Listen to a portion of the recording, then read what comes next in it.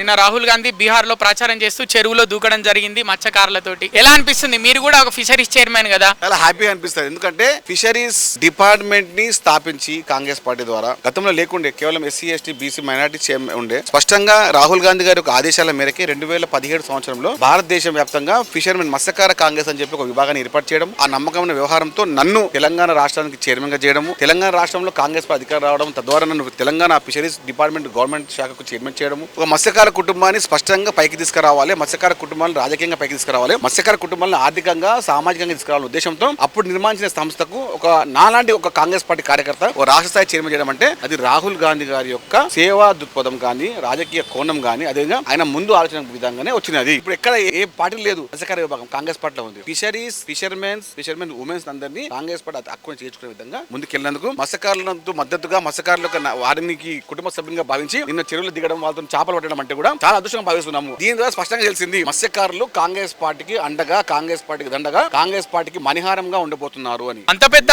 రాహుల్ గాంధీ చెరువులో దూకారు, కాంగ్రెస్ అగ్రనేత. మరి మీరు ఫిషరీస్ చైర్మన్, మీరు ఎప్పుడు దూకుతారు చెరువులు?